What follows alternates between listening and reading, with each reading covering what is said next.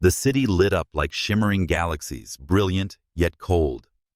The winter night poured in, and streaks of car lights outside the glass window blurred like smeared paint on the canvas of fate. On the highest floor of the grand building, Ethan Caldwell stood frozen in place before the window, his eyes blankly staring into the darkness beyond. The living room was silent as death, the only sound being the clock ticking, like the faint beats of a heart running out of hope. Ethan felt a part of himself die when he heard the faint whispers, the muffled giggles slipping through the crack in the bedroom door. Perhaps one only truly knows loneliness when standing in a house once brimming with joy, now suddenly too vast to bear. He didn't remember how long he'd been standing there. He only knew that his senses had become so sharp it hurt every unfamiliar footstep in the hallway, echoed like a blade stabbing into his chest. Ethan's hand trembled as he reached for the doorknob, trying to steady himself, but his arm kept shaking uncontrollably. And then the bedroom door swung open. Ethan didn't yell, didn't scream. In that moment, everything shattered. His wife, the woman he once considered his entire world, was hastily fixing her hair, her eyes avoiding his, her lips trembling with words that refused to form. Behind her, another man unfamiliar stepped out. He glanced at Ethan with a look that was part defiance, part false remorse. "Ethan, I can explain." "No need." Ethan quietly cut her off. His voice was eerily calm, his ice-gray eyes shrouded in an eternal fog. No one knew what was going through his mind, then no one but himself.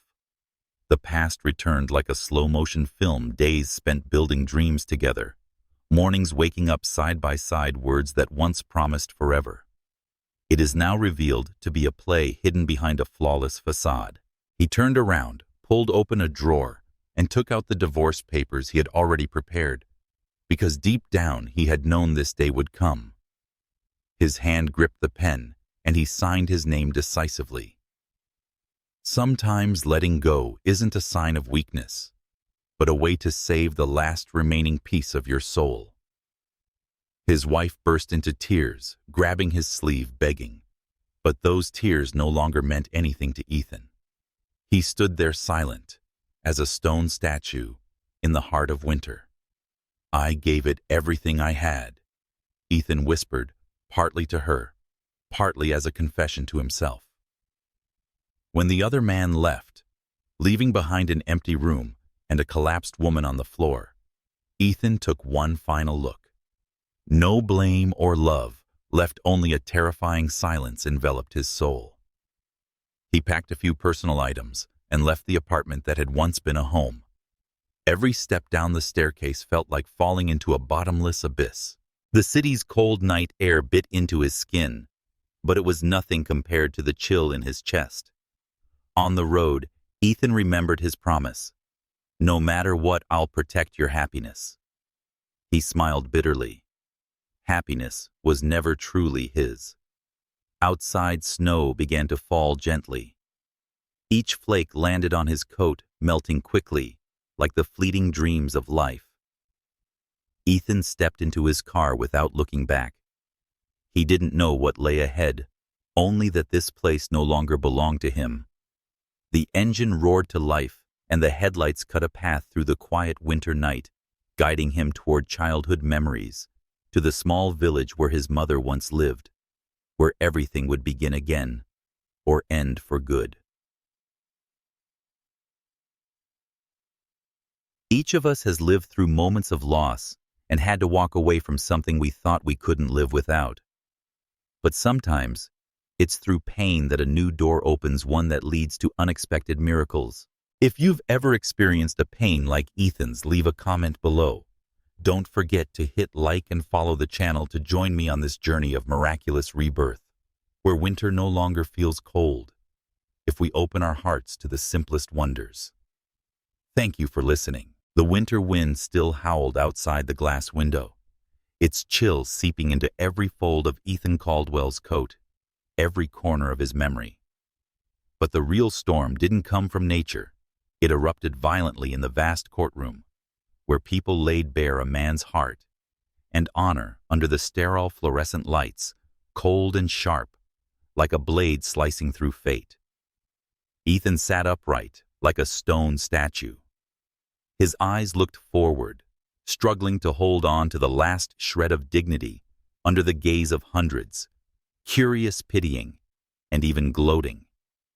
On the bench across from him, his wife, the woman who once vowed to weather all storms with him, now held her head high, her voice cold and sharp, like a life sentence without parole. "He is not worthy of being my husband," she said, enunciating each word clearly, her lips pressed tight as if hiding a wicked smile. "A man who can't give his wife a child has no right to speak of responsibility or family." The room held its breath. The sound of the pen scribbling down the court proceedings echoed steadily, mechanical, and devoid of feeling. Ethan closed his eyes, his hand clenched white beneath the table. He heard every word like a knife twisting into his chest. Every gaze pierced him, exposing wounds that had not yet begun to heal. The judge asked, "Do you have anything to say, Mr. Caldwell?" Ethan opened his eyes, trying not to tremble. But when he spoke, his voice was low and quiet, as if he were talking more to himself than to anyone else.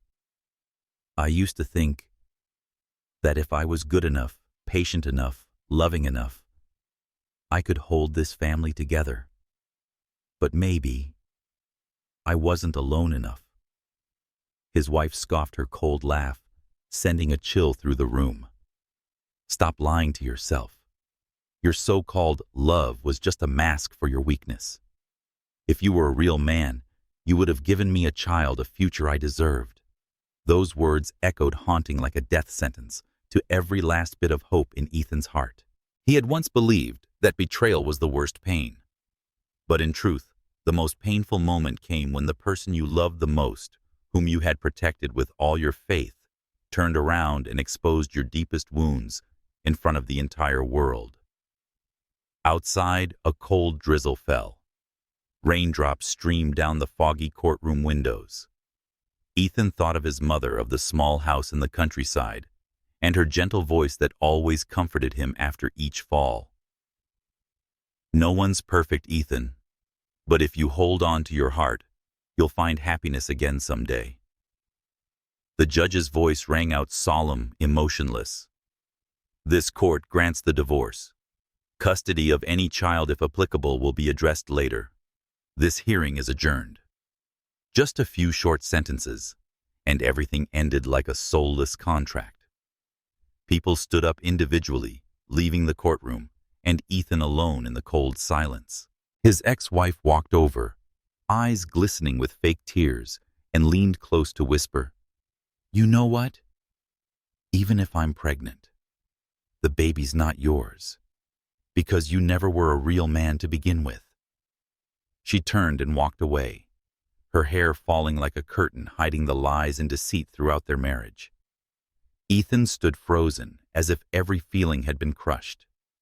Shame, despair, and bitterness swelled in his throat, choking him, refusing to turn into words.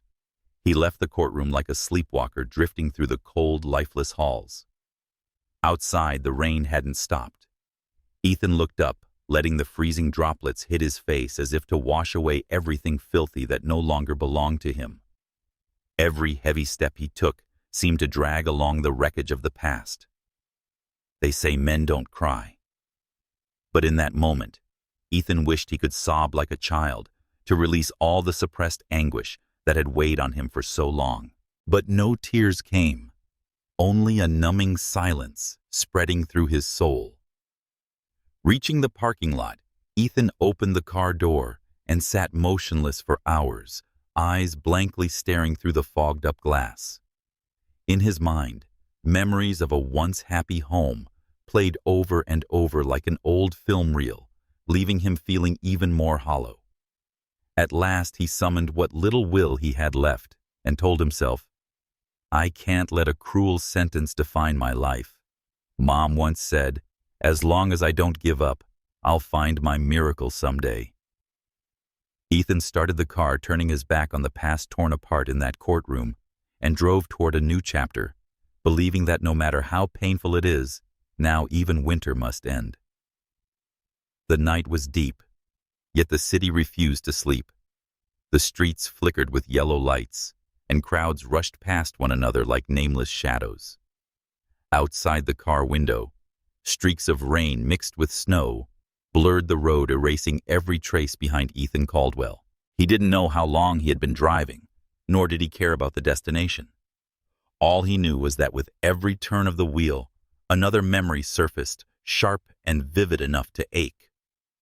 Some wounds only need a word, a glance, to start bleeding again, even if you thought they had long been buried. A sorrowful symphony played inside the car, amplifying the emptiness.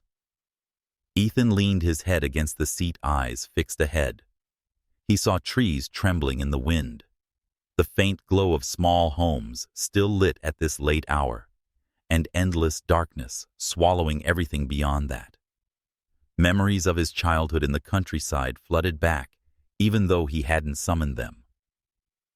Afternoons by the wood stove, his mother's gentle laughter, the warmth of her thin, worn hands that used to soothe his nightmares. How long had it been since he last returned to that village? How long had it been since he allowed himself to slow down, to let his heart stop pretending to be strong? The silence inside him grew louder, especially after the day his life was torn apart in that cold courtroom.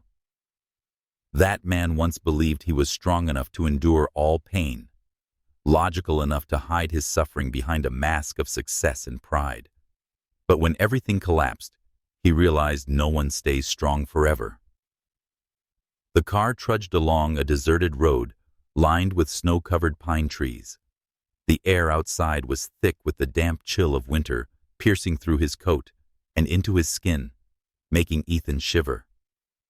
He remembered his mother's hand gently resting on his forehead whenever he had a fever. Her voice as soft as morning mist. Don't try to grow up too fast, Ethan. Just be true to yourself, that's enough. But life doesn't allow anyone to stay a child forever.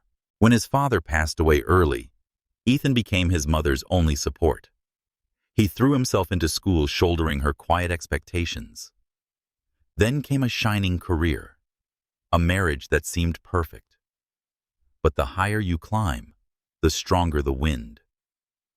Success didn't make him less lonely.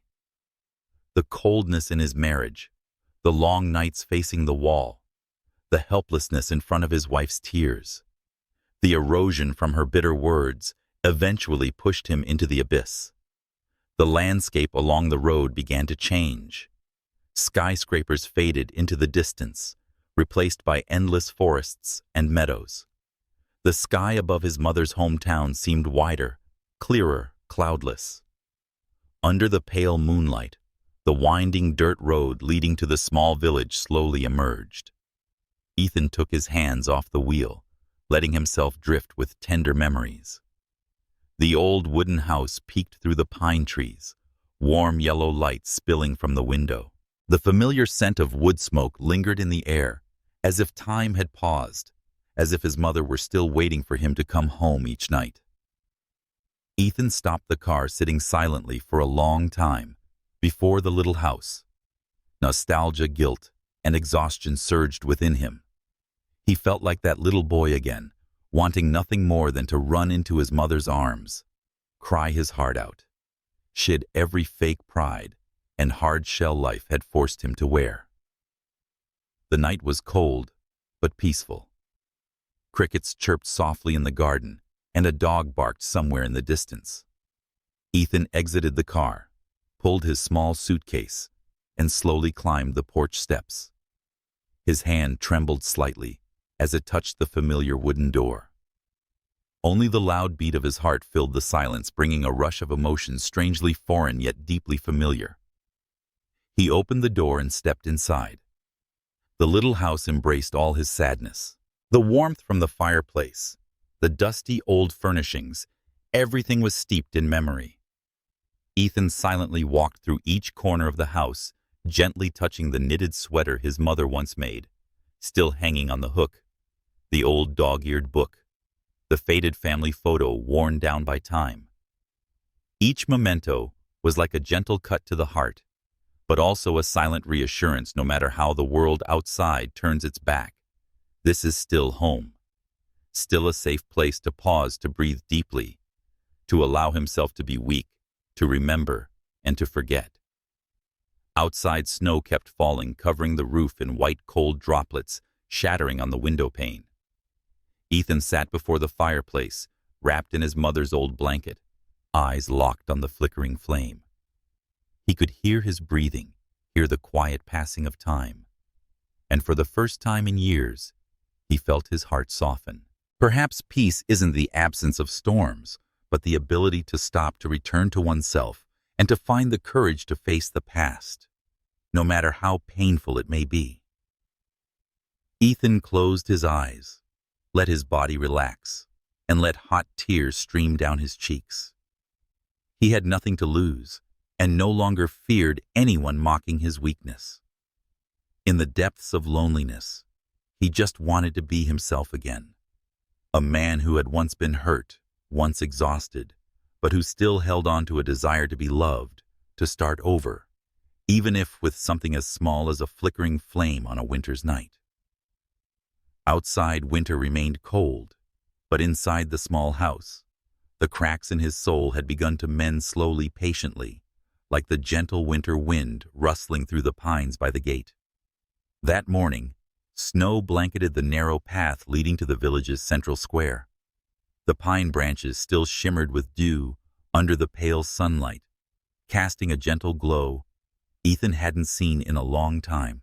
He wore a thick coat wrapped in the wool scarf his mother had left behind, and strolled down the memory-filled road.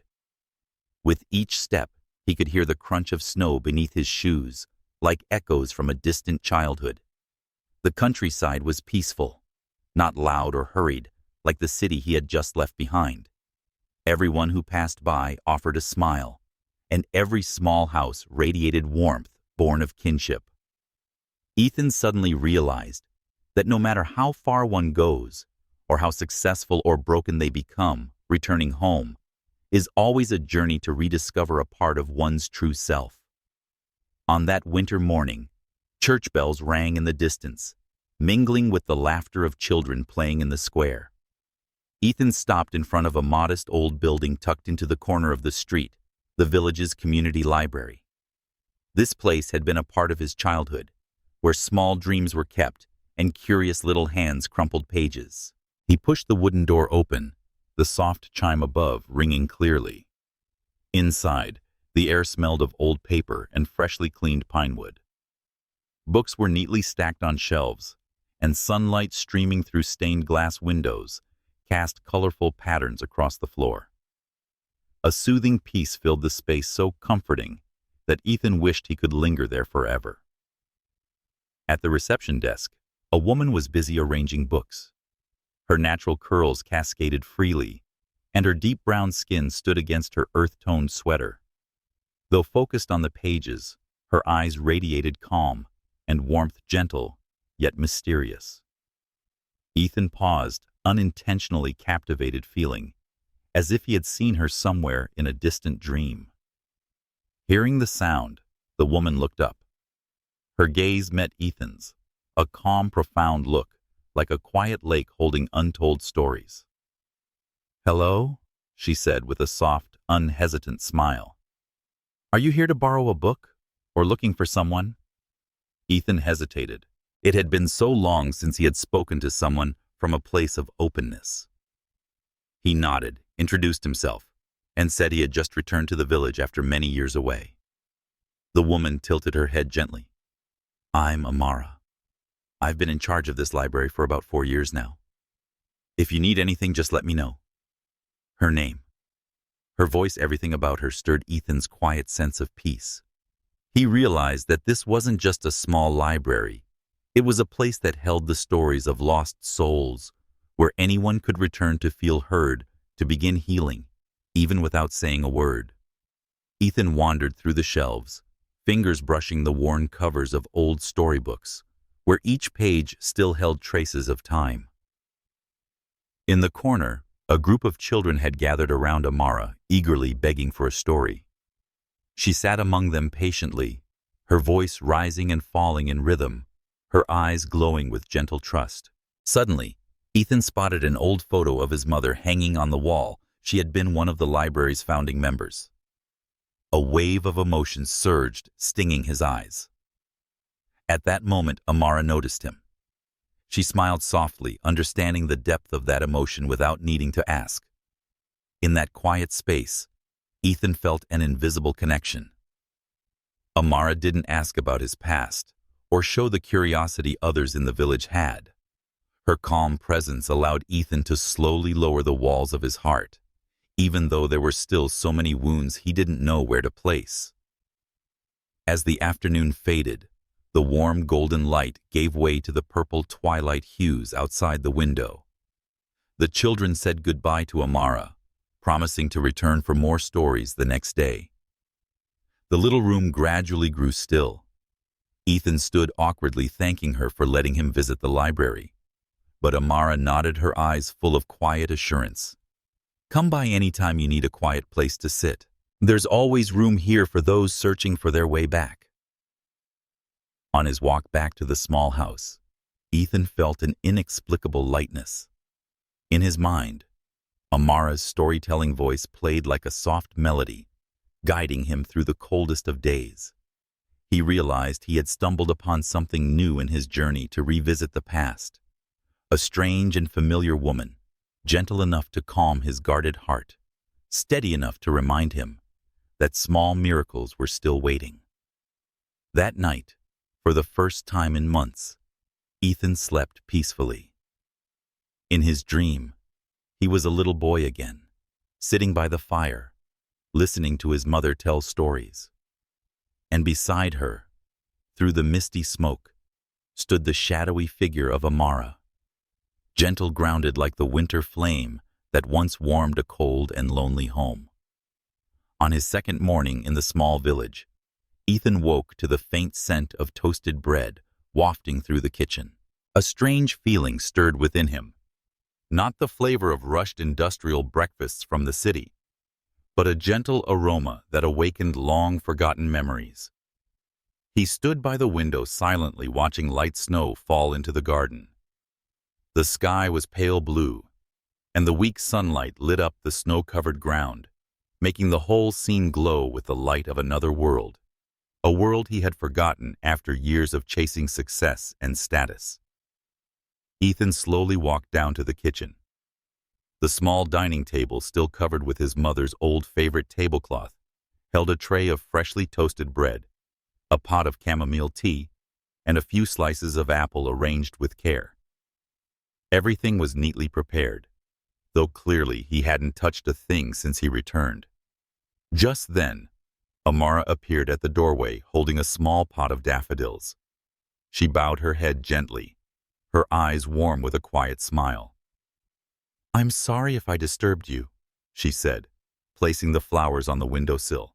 "I figured you might not be used to the slow pace of life here yet. I stopped by to see if the house needed any tidying. And I made some bread while I was at it."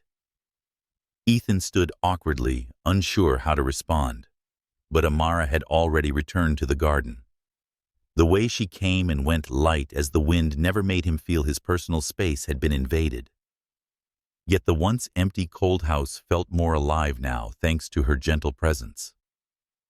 When Ethan returned to the living room, he saw that everything had been subtly rearranged, tidied, but not transformed. A new wool blanket draped over the old armchair, the family photos had been dusted, and a single winter-sweet branch sat freshly cut in a vase on the table. Nothing flashy, nothing intrusive, just quiet, thoughtful care. Ethan's mind was a tangle of emotions. He didn't know how to face Amara, a stranger who had slipped softly into his life simply by being there. That afternoon, he decided to visit the library. Under the pretense of asking about some of his mother's old books, he waited for Amara in the sunlit space, filled with the scent of aged paper and worn tiles. "Have you found your piece yet?" Amara asked, eyes still focused on the stack of books she was organizing. The question struck something deep within Ethan. He hesitated. "I think I'm still lost." Amara didn't comfort him, nor did she offer any advice. She smiled, then turned her attention to a group of children begging her to continue the unfinished story from the day before. Ethan felt as small as a child again, sitting quietly between his mother's old bookshelves, listening without being judged, without needing to prove anything. Amara gently offered at the end of the visit, "If you need help around the house, I could come by outside of library hours. Around here, people usually lend each other a hand." Ethan was surprised, momentarily flustered, but then nodded. He knew he needed someone in the house, not necessarily for the chores, but because her quiet presence made the home feel less empty. On her first day, helping everything unfolded naturally. Amara wasn't chatty. She never asked about his personal life. She cleaned, fixed a few small things, cooked warm yet straightforward meals, and quietly returned to the library by dusk. How she cared for every little corner of the house made Ethan more aware of the emptiness inside him and the quiet yearning to fill it even with something as small as this. Ethan's life began to take on a new rhythm in the following days. He walked through the garden, read books in soft sunlight, listened to the sounds of Amara quietly moving about in the distance. Some afternoons he saw her sitting on the porch mending his mother's old scarf, her gaze far away, as if speaking to a memory. Sometimes the two shared long silences, but they never felt heavy. Just the peaceful quiet of two lonely souls, choosing not to disturb each other's sorrow. Ethan started noticing the most minor things. The door hinge had been oiled, the curtains washed, and the old lamp had been given a new bulb. Every trace of Amara in the house was like a silent message. Every crack can be mended if we're patient and kind enough. One late afternoon, Ethan returned home to find Amara softly humming by the fireplace, her warm voice like a breeze drifting through the pine trees outside. He stood at the doorway for a long while, not wanting to interrupt the moment of calm. To many, Amara's presence in the house might seem ordinary, but to Ethan, she was a quiet miracle, something he had never dared to wish for in the darkest moments of his life. A stranger patient enough, gentle enough not to disrupt his private world, yet warm enough to slowly, subtly warm the soul that had grown tired from too much loss. As night fell, the small house glowed in the soft yellow light of the table lamp. Ethan sat by the fireplace, watching Amara clean up the kitchen. No words were spoken, only the crackle of burning wood and the wind howling outside the window. But in that silence, Ethan knew he had found a new anchor, fragile, quiet, and incredibly tender. Winter in the small village felt longer and colder once night fell.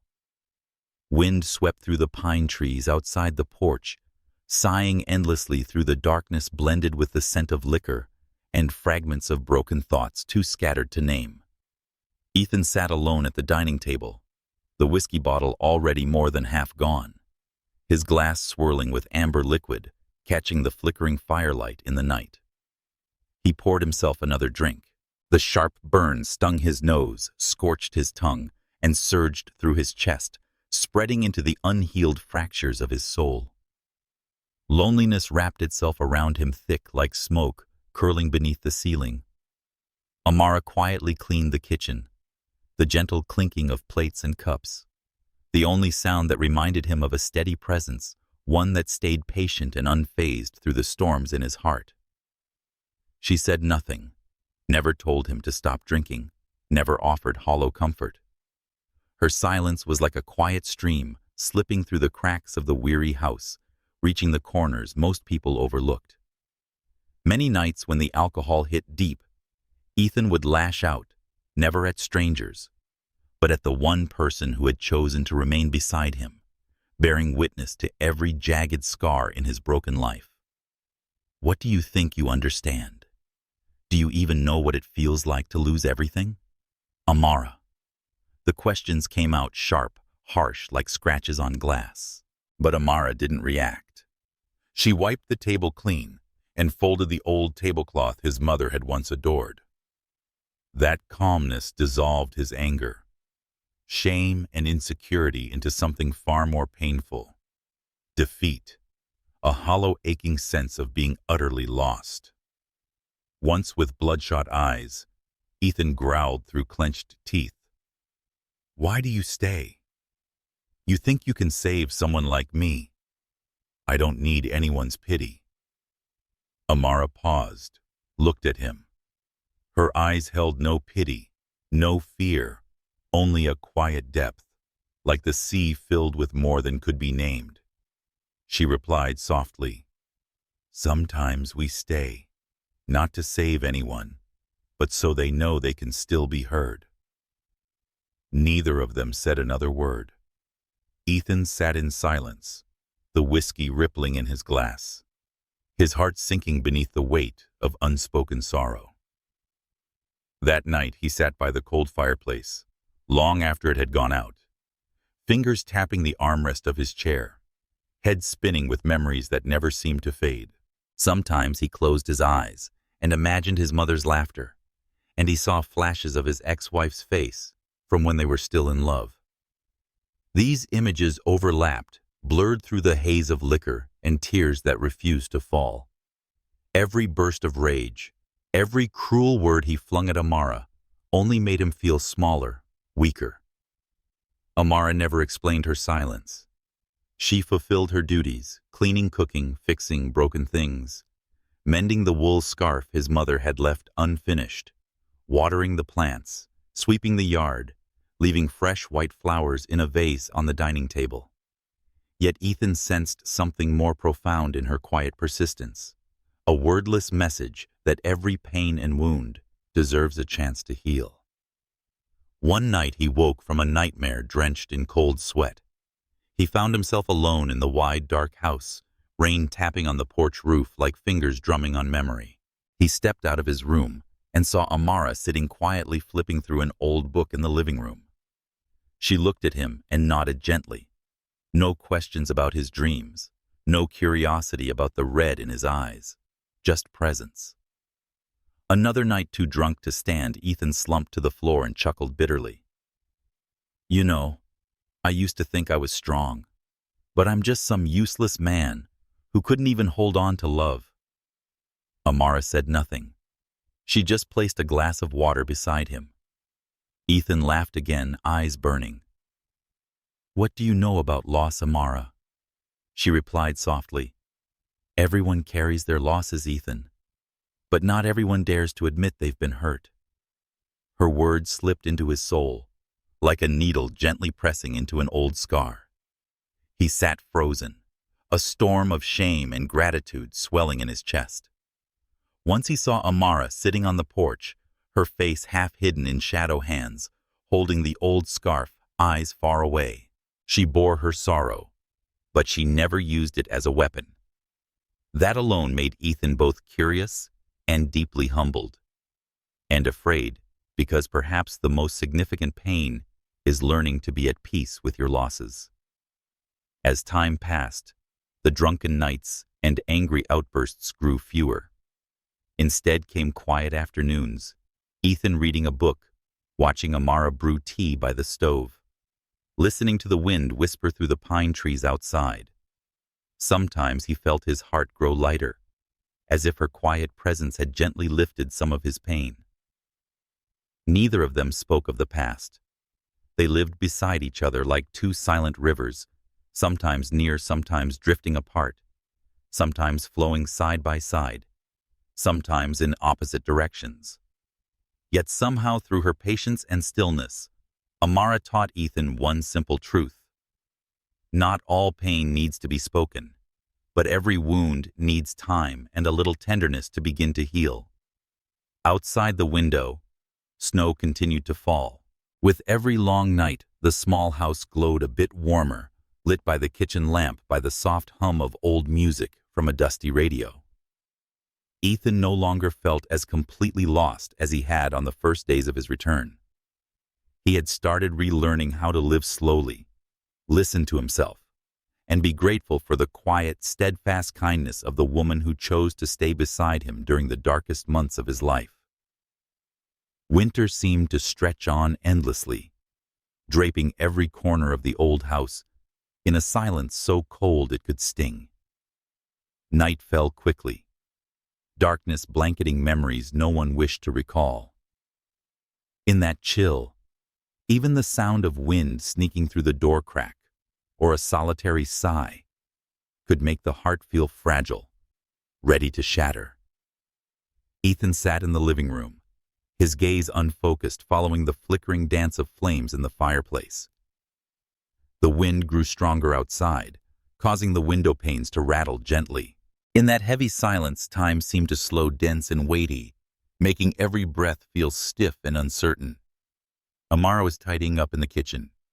The soft sweep of the broom and the gentle trickle of water from the sink became a quiet symphony of peace, reminding Ethan of her calm, gentle presence. But tonight, he felt a distance between them, clear and heavy. Not the kind defined by space, but by a wall of words left unspoken. Ethan suddenly remembered the days spent with his ex-wife, the cold dinners, the unanswered questions, the sorrow that had no name. He once thought happiness meant being with someone forever, but he'd learned that silence in a relationship was more terrifying than any goodbye. That feeling crept back when he overheard villagers gossiping about him and Amara. There was mockery in their laughter, pity in their eyes, as if Ethan Caldwell, once a symbol of success in the city, had become nothing more than a failed, helpless man, now relying on a strange woman to fill his empty house. One evening after dinner, Ethan quietly asked Amara, "Have you ever felt lonely, even surrounded by familiar people?" Amara looked up, her eyes momentarily surprised, but quickly settled into calm. "I felt that way a long time ago. When I first moved here, I was a stranger. People looked at me with suspicion, as if my skin color or my silence were questions that needed answering. But eventually I realized that sometimes we only need a small place, a familiar corner, to shelter old wounds." Ethan sat in silence for a long time. He didn't dare ask more. He didn't know how his wounds were still too raw, not yet ready to be shared. Not even with Amara, the woman who had always listened patiently without judgment. Once in a drunken haze, Ethan lashed out with words sharper than he intended, as though unloading all his pain onto someone else. "What do you know about suffering? Has anyone ever called you useless, powerless? Do you know what it feels like to be left behind?" Amara didn't flinch. She sat in the chair across from him, her hands folded calmly. After a moment, she spoke softly. "I do, more than you think. There are some pains you can't say out loud. You carry them inside and wait for time to soften them." That night, Ethan lay in bed for hours, unable to sleep. The wind howled louder, like someone knocking on the door of the past.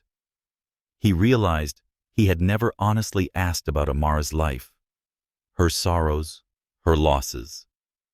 All he knew was that she had come to this village alone, with no family, living on a modest library salary and odd jobs around town. Sometimes he wondered why Amara stayed. Why did she endure loneliness and the coldness of strangers without complaint? But each time he tried to ask, he stopped, afraid that crossing that line would change everything between them forever. Time passed. The gossip around town didn't stop, but Amara never mentioned it. She worked diligently, quietly, even when faced with judgment or avoidance. She only smiled, folding her sadness inward. One evening, snow arrived early. Amara returned later than usual. Ethan stood by the window and saw her fumbling through the snow, her thin coat, damp shoulders cold. He rushed to open the door and quickly handed her his mother's thick scarf, mumbling, "Next time, don't walk home alone. It's too cold." Amara accepted the scarf, her eyes meeting his. In them, Ethan saw a sky full of loneliness he had never touched before. She spoke gently. "You don't have to feel guilty for your coldness. There were times I was the same way. With the world." Her words stopped Ethan in his tracks. He realized that everyone carries clumsy little lies to shield themselves from hurt, sometimes lies told to others, and sometimes to their hearts. That night, the house fell into silence, but it was a different kind of silence. No longer tense, no bitterness. Just two people sitting across from each other, quietly sharing a moment of truth. Ethan told himself perhaps loneliness lessens when we dare to admit it and quietly share it with someone, even if only through a glance or a scarf passed gently in the cold. The next morning, Ethan found a small piece of toast beside a cup of warm chamomile tea on the table. Amara had woken early, leaving him the simplest kindnesses.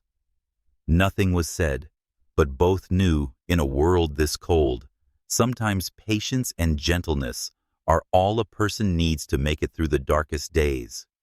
And then amidst the winter chill, Ethan realized some lies aren't meant to hide the truth.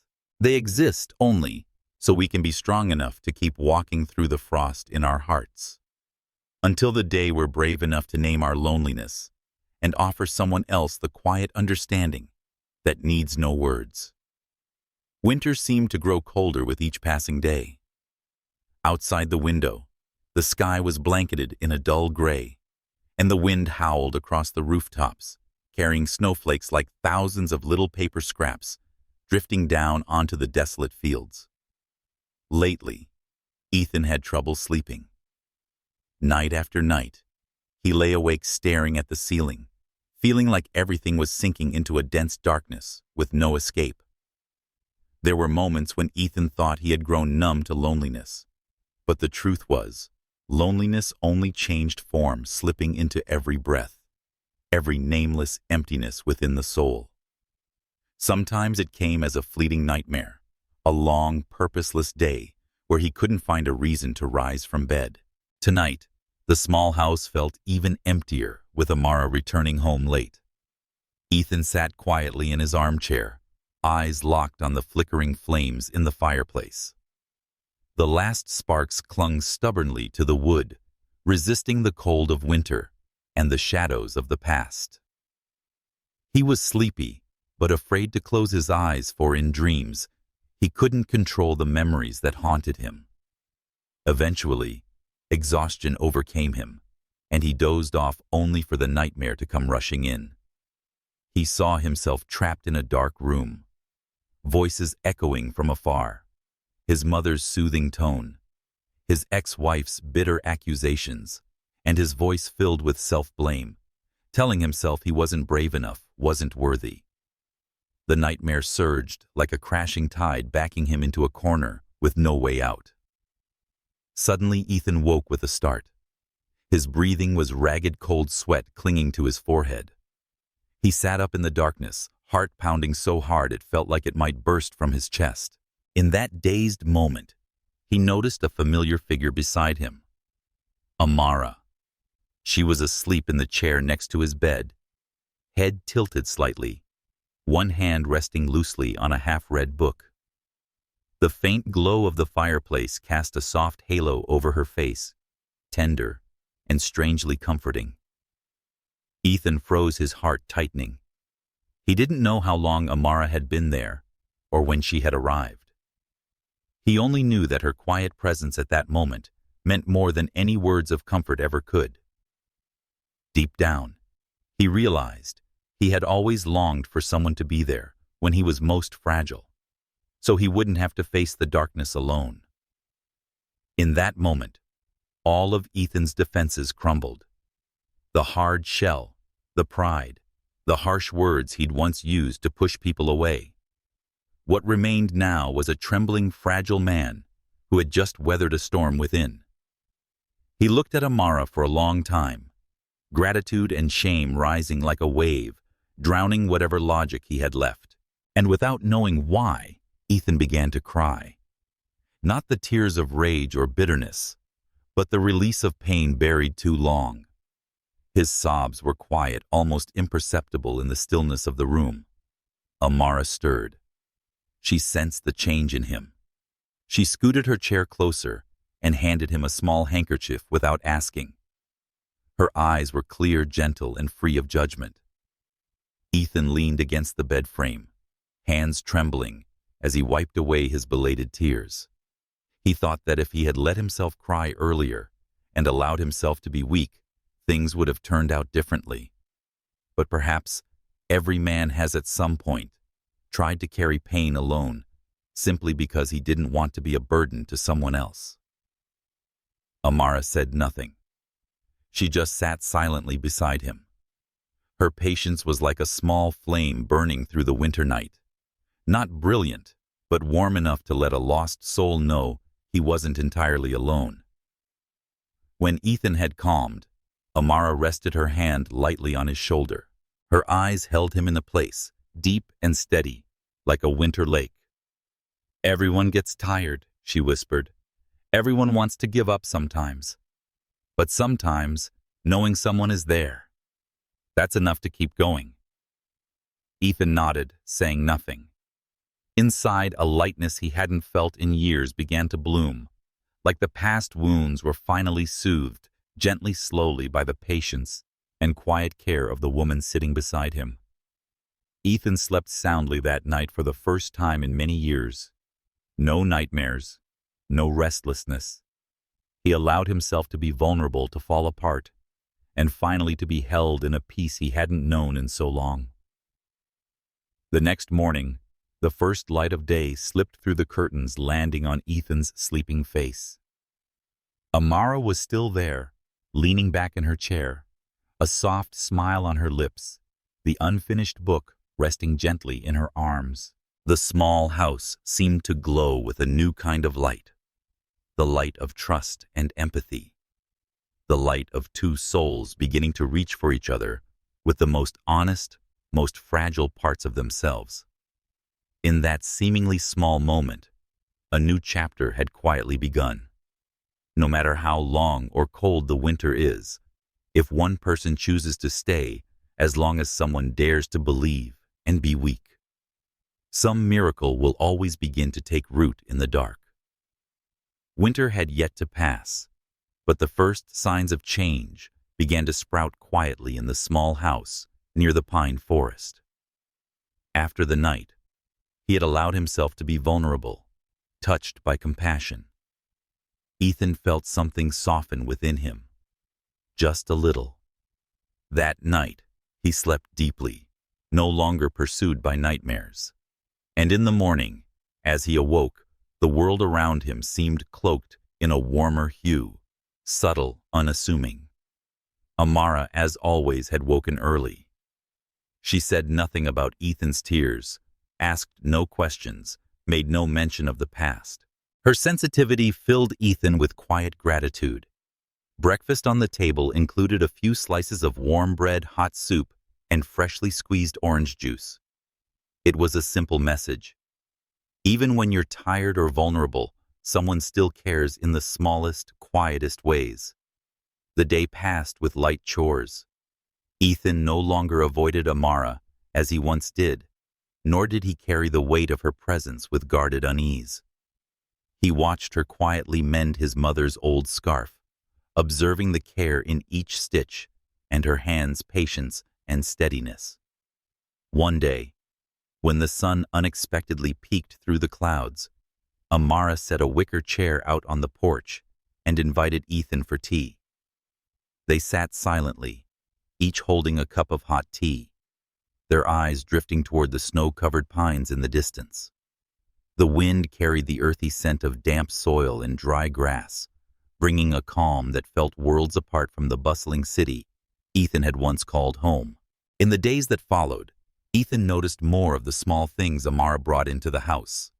A simple but perfectly seasoned meal, a jar of wildflowers on the windowsill, the curtains neatly stitched with thread, the color of the old blue sky.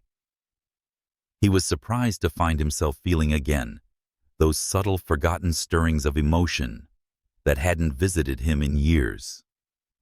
One afternoon, Ethan returned home early and saw Amara teaching village children how to read at the library. She sat among them, her voice warm and steady, her eyes full of care. The children leaned in close, captivated laughter ringing in the quiet room. Ethan smiled to himself. He realized Amara had become an irreplaceable part of this small community, a bridge between wandering hearts, between generations, between past and present. That evening back home, Ethan gently asked, "Why did you choose to stay here? It's not because you didn't have another choice, is it?" Amara sat silently by the fire, eyes gazing into the glowing embers. She smiled softly. "I used to think I could go anywhere, as long as I dared to start over. But then I realized the hardest thing isn't leaving. It's choosing to stay. Staying means facing old wounds, allowing yourself to love and be loved again, even if it's only through quiet kindness." Her words swept into Ethan's soul like a gentle breeze. He suddenly understood. Perhaps all this time he'd been searching not for a place, but for a space where he could belong, not physically, but emotionally, a place where one could confront the truth, the pain, and a silent kind of rebirth. After that night, Ethan became more present in their daily life. He worked with Amara to clean the garden, repair the leaky roof, and plant new flowers by the porch. This growing sense of attachment filled the empty corners of the house and his heart with the simplest joys: bird song in the morning, warm dinners, glances exchanged that didn't need words. One morning, Ethan stumbled upon Amara, sitting quietly by the window, her face touched by a hint of sadness. She was reading an old letter, its paper crinkled by time. When their eyes met, she smiled and said, "Sometimes we all need to remember the past, but what matters most is knowing where we are and where we're going."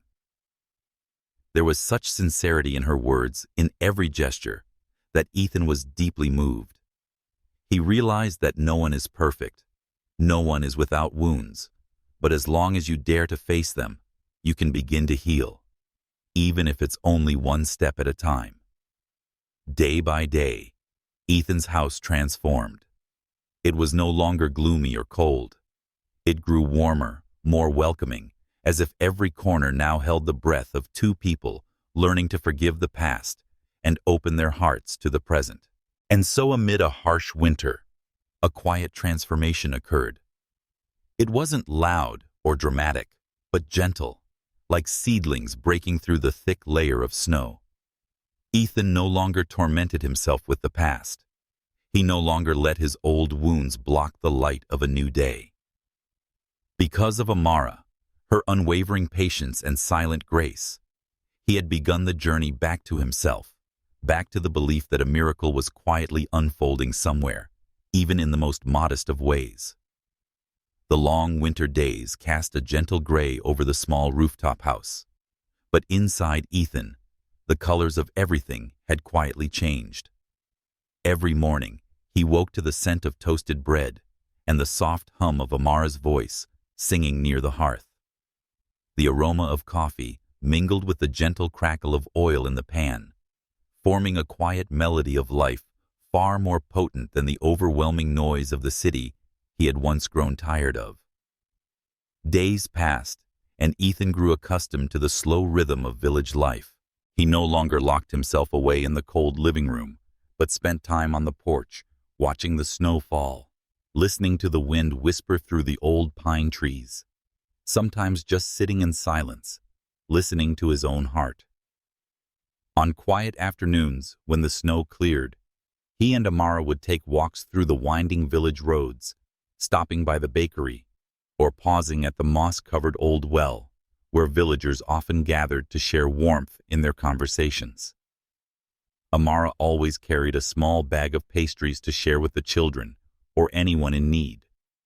Her presence wrapped in an earth-toned coat, moving with calm footsteps, and speaking with kind eyes painted the portrait of a strong and gentle woman. Anyone who met her couldn't help but feel a quiet ease. One day, Amara invited Ethan to the community library. She managed the old wooden building nestled beneath tall trees, its frosted windows hiding the golden light within. Inside, the soft glow from ceiling lamps and windows created a warm world completely separate from the cold outside. It was the first time Ethan truly observed Amara's daily work. She taught children to read, told fairy tales, organized old shelves, and even repaired torn or time-worn books by hand. The children clung to her stories, gathered close excitedly, picking up scraps of paper and old colored pencils to jot down notes.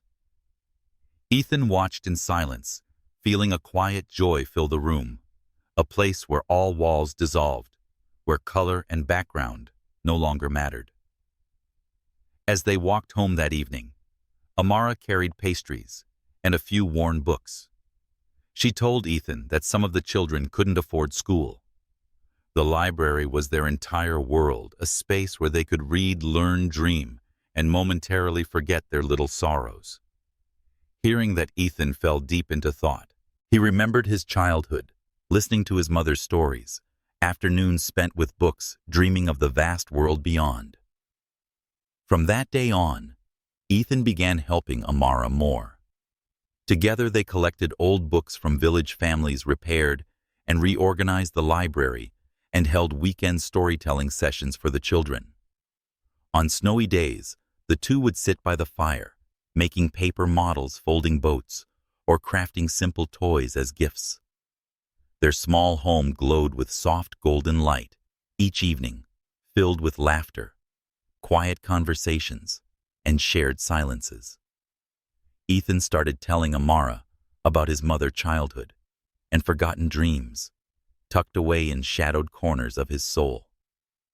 Amara never interrupted.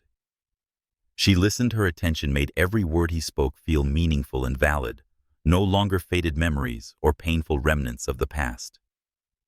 One night, when the fire had died, Ethan sat by the window watching snow fall.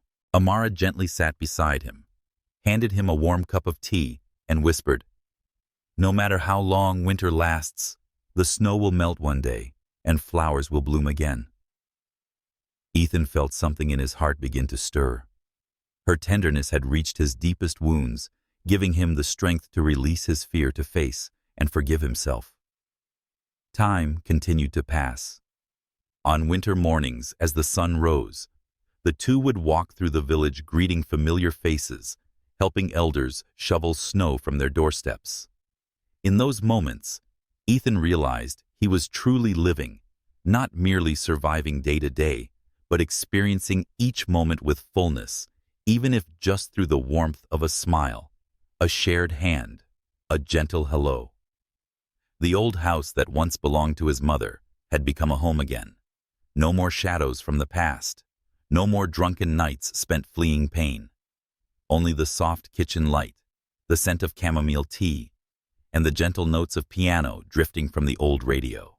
Ethan was grateful for Amara, the woman who had brought him the sweetest winter of his life, even though the wind still howled outside, and snow continued to blanket the unfamiliar roads.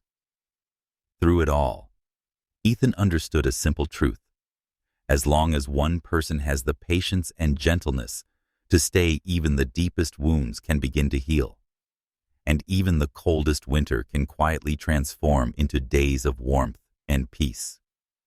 Winter was nearing its end, yet the cold still clung deep within the wooden walls of the small house at the edge of the village. These days, Ethan cherished Amara's quiet presence more than ever. The bond between them was no longer just a matter of necessity. It had become a gentle familiarity, as steady and enduring as the drawn-out winter in that remote countryside. One early morning, the snow fell heavier than usual. Ethan woke earlier than normal, prepared breakfast, and waited for Amara to join him. But as time passed, she still hadn't appeared. He entered the garden and saw her small footprints in the thick snow leading toward the library. The sky was gray and weak sunlight filtered through the clouds. A vague sense of unease stirred in Ethan, though he couldn't quite name it. By noon, Amara still hadn't returned. The house sank into a haunting silence for the first time in months. There was no scent of chamomile tea, no sound of Amara's soft laughter or storytelling, only the wind whistling through the cracks in the door. Unable to stay still, Ethan threw on a coat and hurried to the library. The door was slightly ajar. Only the sound of pages turning and the murmur of children chatting could be heard inside. Amara sat in a corner, pale and weary. When Ethan approached, she forced a smile, but it lacked her usual strength, and within seconds, she fainted in front of him. The sight shook Ethan to his core. He quickly called for help, carried her to the car, and drove straight to the village clinic. The short drive felt endless. Fear rose in his chest like a tide. If he lost Amara, his world would fall into darkness again. The doctor examined her at the clinic and then asked Ethan to wait outside. 15 minutes passed like hours. Ethan's mind spiraled with the worst possibilities. When the doctor finally stepped out, his expression softened. Ethan exhaled in relief. "She's going to be fine," the doctor said. "It was just a mild drop in blood pressure. She's probably been overworking herself lately. Also, she's pregnant. That makes her more sensitive." Ethan froze. The words echoed in his head like a thunderclap. Pregnant Amara was pregnant. Old memories came rushing back, the pain of his broken marriage, the courtroom shame, the scathing accusations, the curse of infertility he had once believed carved into his identity. Fear, doubt, and confusion flooded him. He stood in the clinic hallway for a long time. Flashbacks flickered through his mind, his ex-wife's cruel eyes, the humiliation, the crushing sense of worthlessness. He had once believed he'd never have the chance to be a father, never be worthy of a real family. And now, Amara carried a new life. That afternoon, Amara awoke. She noticed Ethan's eyes still caring, but now laced with worry and shock. He sat beside her for a long time in silence before finally asking Amara, "Why didn't you tell me?" She smiled softly, placing her hand over her belly. Her eyes were gentle, but tinged with sorrow. "I only just found out, Ethan. At first I thought it was just fatigue, when I could no longer hide it. I didn't want to worry you." Ethan lowered his head, his voice trembling. "I don't know what to believe. I'm scared I'll hurt you, like I've hurt others before. I'm afraid everything we've built might fall apart again." Amara took his hand gently. "I know your past holds pain, Ethan, but the past doesn't define us. I don't want our love to be a test, and I don't want either of us to pay for someone else's mistakes." Her words struck deep. Ethan looked into her eyes and saw unwavering trust. And at that moment, he realized he was no longer the man he once was, the one who always ran and doubted himself. Outside, snow continued to fall quietly. Inside the small room, two hands held one another, passing a new kind of courage between them. The courage to face secrets, to embrace the unpredictable nature of fate. After that day, Ethan decided to get his health reevaluated. He wanted to face the very thing that once shattered him, not to answer the past, but to open a future. Amara agreed to go with him. Together, hand in hand, they traveled to the city hospital across the river. The waiting days were uneasy. Ethan lived in anxious anticipation, poring over medical documents, recalling every detail of his history, every old diagnosis that had once felt like a sentence. But this time, He wasn't hiding or blaming fate. He understood no matter the outcome he still had Amara not because of a result, but because of who he was. When the results finally came in, the doctor said, "Your infertility wasn't congenital. It was the result of long-term psychological stress, not a physical issue. Now that your condition has stabilized, congratulations, Ethan." Ethan stood stunned. All the guilt, the shame, the years of torment had stemmed from an emotional wound, never properly healed. He turned to Amara and saw the light of hope of unconditional partnership in her eyes. That evening, when they returned home, Amara leaned gently on his shoulder and whispered, "So, winter has finally made room for the light, hasn't it?" Ethan didn't respond. He only held her tighter. He understood then the greatest miracle in life doesn't come from the outside. It comes from forgiveness, bravery, and love. Simple yet powerful enough to change everything. Returning from the hospital, Ethan still felt the lingering echo of an unspoken miracle. Even with the doctor's confirmation, the doubts and self-questioning that had haunted him for so long hadn't entirely disappeared. But he knew this as long as Amara was by his side. No fear, no matter how deep, could withstand the light of love and trust for long. As early spring began to touch the village, the snow melted slowly, leaving glistening puddles under the pale sun. The air was damp, carrying the scent of fresh soil, and the distant calls of birds, signs of life, quietly awakening from deep beneath the earth. Ethan awoke each morning with a different feeling now. No longer weighed down by winter's heaviness, there was a light anticipation, like the feeling of a child about to embark on a new adventure. The house was filled with the rhythm of Amara's footsteps, sometimes her voice speaking gently to the baby growing inside her, sometimes her soft laughter as she read a good book. Ethan often paused at the doorway, watching her move in the sunlit kitchen. Her every motion, graceful and attentive, wove together a dream he had once believed lost forever. One afternoon, as the red sun dipped behind the tall pine trees, Ethan sat on the porch with a warm cup of tea, watching Amara water the budding flower beds. He thought to himself, perhaps this was all a person ever needed. A quiet moment like this, peaceful and light, untouched by the weight of the past. But even within that peace, old questions crept back in. That evening, as Amara mended an old scarf, Ethan spoke softly. "Aren't you afraid?" "Amara, afraid I might doubt again, push you away like I've done before." Amara set her needle and thread aside and looked at him, her eyes clear as glass. "Of course I am. Everyone fears being hurt, Ethan. I was once terrified too. I thought I'd never trust happiness again. But I've learned something: if we don't face our pain, we'll stay trapped in the past.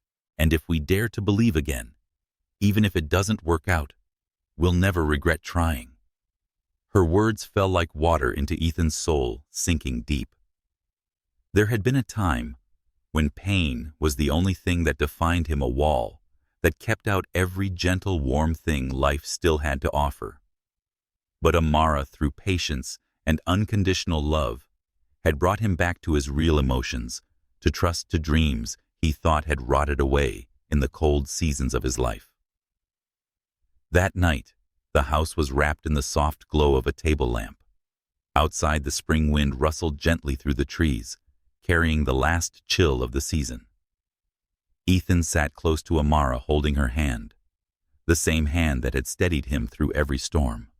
"I'm sorry," he whispered, voice thick with emotion, "for doubting you, for letting the past chain me down, for almost losing the most precious things in my life out of fear." Amara smiled, her hand brushing his cheek. Her eyes were as gentle as moonlight across their roof. "I forgave you long ago, Ethan, because I understand no one chooses their wounds. I only hope that we'll face everything together from now on, joy and sadness, hope and fear. No more pretending to be strong, just being ourselves." Her words felt like a key unlocking something inside him. Ethan breathed deeper, easier. He sat there beside the woman who had chosen to stay beside the unborn child they now awaited. And for the first time, the future didn't seem distant or fragile. It felt real. In the following days, Ethan and Amara prepared for their little one's arrival. They picked out baby clothes, built a wooden cradle by the window, and chose the softest paint color for the nursery. Every small act carried rebirth's meaning. Trust was rebuilt on ground once broken by pain and loss. In every task, Ethan understood that actual growth only comes from facing the truth with all its beauty and mess. And it's that honesty that helps love endure. He knew that no matter how cold the world outside might still be, as long as they had each other, every wound could heal, and every shadow could one day turn to light. One morning, Ethan watched Amara smile in the sunlight, his heart overflowing with gratitude. And he whispered, unsure if it was meant for her, the child, or for the broken man he had once been. Thank you for showing me that true happiness doesn't mean being free of pain. It means being brave enough to face it, generous enough to forgive it, and sincere enough to love again, completely. That morning, the snow had melted from the rooftop, and the early spring sunlight filtered gently through the trees, scattering delicate rays across the small garden. Ethan opened the door and took a deep breath of the damp earth, feeling the lingering chill merge with the sweet scent of new life rising. Something within him had just brushed the edge of a new beginning, startled, tender, anxious, and deeply grateful. These days, past worries felt like a distant blur in memory. Ethan no longer cared about the cruel words spoken long ago, nor was he haunted by pitying or judgmental glances. The most significant change wasn't in a medical report or a doctor's confirmation. It was a newfound peace growing inside him. It was the moment he realized he was brave enough to face himself, mature enough to accept Amara's love, and ready to embrace goodness even if it came in the humblest form of a miracle. The house brimmed with life. Amara, now clearly showing, moved gently between the kitchen and the porch, humming softly like a lullaby of spring. She carefully prepared everything for the baby, washing tiny newborn clothes, retied the ribbon on the wooden cradle, checked the hot water bottle, and smiled while reading children's books before bed. Ethan often stood silently at the doorway, watching her every movement, feeling a quiet joy soak into his heart, like sunshine sinking into grass after a long, weary winter. One afternoon, as they sat sipping tea by the window, Amara placed her hand on her belly and looked into the distance. "Don't you think this winter feels different from before, Ethan?" Ethan nodded, a soft smile spreading on his lips. He looked at her face, radiant with the light of a woman carrying new life, peaceful with a soul that had learned to forgive and love again, both herself and the one beside her. "It's very different," he said. "Not because winter was shorter, but because we finally have spring inside us." As they waited for the baby, time seemed to move faster. Each morning they walked together through the garden, listening to the birds return to the high branches, watching young sprouts push proudly through the thawing snow. They picked baby names, imagined laughter, and wide eyes, and all the little moments filling their small home. That anticipation made every hardship and even the dull aches of old memories fade into a glimmering hope. Ethan couldn't sleep some nights, not from nightmares, but from the excitement a child feels before opening a long-awaited gift. He'd sit beside Amara, holding her hand, feeling every breath, every tiny movement under her delicate skin. "I'm scared, Amara," he whispered one night. "Scared I won't be enough. I can't give you and the baby the perfect home." Amara pulled him close, her eyes warm like the season's first fire. "No one's ever enough, Ethan. But as long as you're here with me, with our baby, all we need. Miracles don't come from perfection. They come from trust and love. That sentence echoed in Ethan's heart each time he felt uncertain. He thought about his journey from a broken, doubtful man to someone who dared to hold a woman's hand and await a miracle. What he was most thankful for wasn't the medical verdict. It was the chance to begin again, to open his heart, and believe he was worthy of happiness. One morning the snow had melted entirely. The garden was soaked with thaw sunlight gleaming brightly. Amara stepped onto the porch, holding her belly, smiling at the light. Ethan joined her, gently wrapping an arm around her shoulder. Together they looked out toward the blue sky, toward the dream of a whole loving family that now felt within reach. The day their baby was born was quiet and straightforward. Ethan stayed by Amara's side, holding her hand tightly, feeling every wave of pain and sweat on her brow. When their child's first cry filled the room, Ethan broke down in tears, not of pain, but of release, of waiting, of believing, of all the wounds transformed into the sweetest miracle. Their home rang with the sound of a newborn. All the fears, worries, and doubts built up over countless winters melted away as Ethan cradled his tiny son in his arms. The baby's skin was still, red eyes closed, tiny fingers gripping his father's thumb. He was the gentle answer from the universe to all the questions that had once tormented Ethan's soul. That night, Ethan sat beside Amara and their son. The crescent moon poured silver light through the window, bathing them in gentle glow. He leaned in close and whispered to Amara, "Thank you for staying, and thank you, my son, for choosing us." Outside, the last snow had vanished, water droplets dripping gently from the roof tiles. A winter miracle had bloomed in the small house, not from anything supernatural, but from acceptance, compassion, trust, and the courage to love once more. The days following their son's birth passed in a flurry of tenderness and quiet busyness, like a wordless lullaby, softly echoing through their tiny home. Ethan, once a reserved and awkward man, now fumbled through diaper changes, learned how to hold the baby, and even tried singing lullabies, though his voice was still a little off-key. Every time Amara smiled at him, her gaze was like early spring sunlight warming away every trace of weariness. Their baby boy, his skin a warm brown, round black eyes, like his mother's, yet with Ethan's furrowed brow and faint, wistful smile, felt like a miracle in the smallest form. Often, Ethan would find himself tearing up as he watched the baby sleep. He had once believed he would never know the simple joy of fatherhood. On quiet nights, after Amara and the baby had fallen asleep, he'd sit beside the crib, gently holding that tiny hand, overwhelmed with gratitude and wonder.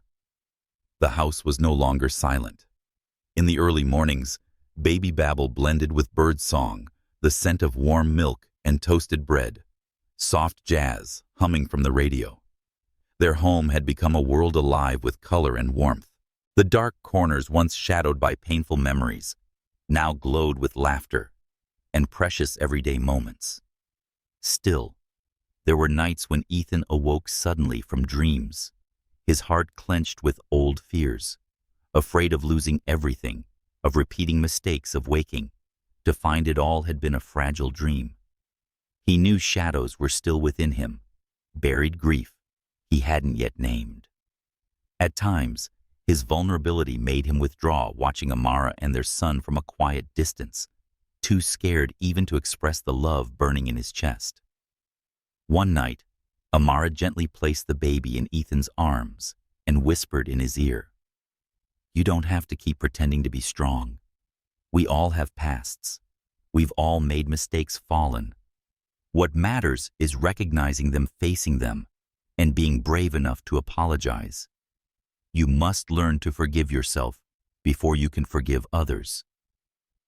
Ethan held their son close, feeling the baby's tiny heartbeat sync with his frantic pulse. A strange sense of peace washed over him. He looked up at Amara, his eyes glistening. "I'm sorry, Amara, for everything I put you through, the doubts, the harsh words, the outbursts. If it weren't for your patience and grace, I would have lost everything that matters." Amara placed her hand gently on his shoulder, eyes full of love and understanding. "I forgave you a long time ago, Ethan, because I know healing takes time. And if we can walk through the dark together, then the light, when it comes, will be all the more beautiful." In the days that followed, Ethan made a greater effort. He tried speaking from his heart, even if clumsily. He shared old dreams, unnamed fears, and the hope of someday being a kind man, a good father for his child. One day, Ethan took Amara back to the village library. They sat beneath the old tree outside, listening to children read aloud. Inside, glancing at the photograph of Ethan's mother on the wall, a gentle reminder of the past pain once endured, and love that had remained.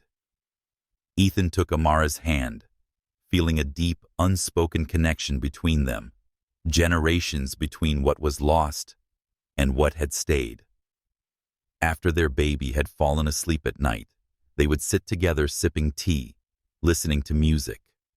Amara would share stories from her childhood, the hardships, the loneliness, and the sting of growing up with differences that were not easily bridged. Ethan would listen in silence, feeling his admiration for this woman, deepened, strong, compassionate, endlessly forgiving, still believing in goodness despite life's trials.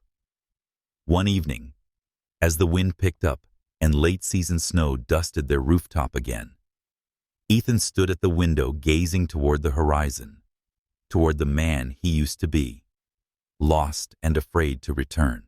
Amara joined him, resting her head on his shoulder.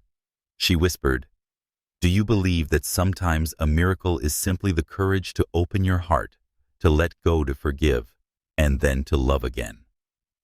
Ethan wrapped his arms around her, emotions swelling in his chest.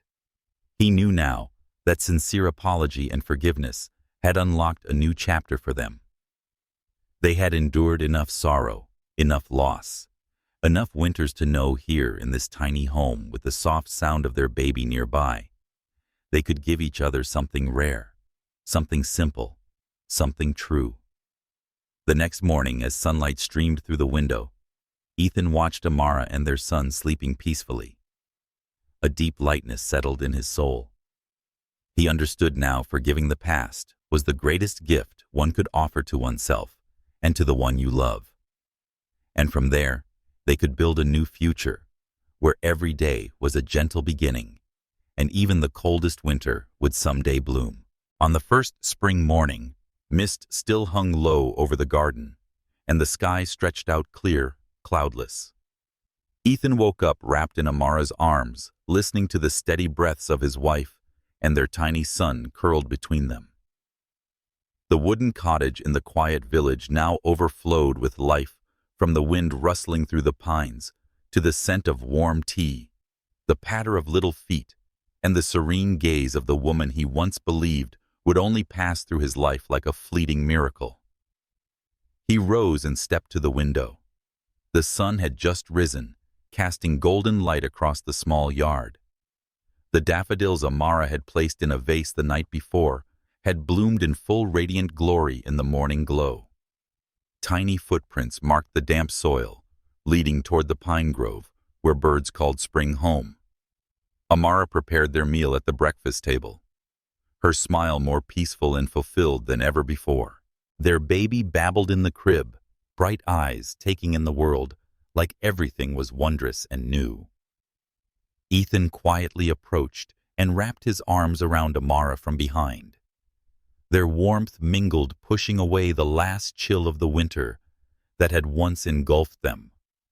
The morning filled with laughter, light-hearted stories, and tender glances that needed no words. Ethan realized that wholeness didn't come from grand gestures, but from moments like these, when a heart had healed enough to embrace the quiet beauty of life. The day flowed gently with small tasks tending the garden together, pruning the rose bushes, sweeping the path, reading stories to their son by candlelight. In the evenings, the family gathered by the fireplace, Amara mending clothes, Ethan playing soft tunes on the old piano his mother had left behind. The music floated gently, soothing the echoes of seasons long past. One afternoon, Ethan carried his son through the village. Neighbors smiled and waved, offering blessings to Amara and their child. Their gazes were warm, judgment-free, as if all old doubts and distances had dissolved into compassion. Ethan knew then they were truly home. Not just a place to stay, but a place to love. A love strong enough to survive even the harshest winter. That night, after their baby had fallen asleep, Ethan and Amara sat on the porch beneath a sky brimming with stars. Amara rested her head on his shoulder and whispered, "I never thought I could be this happy, Ethan. That winter.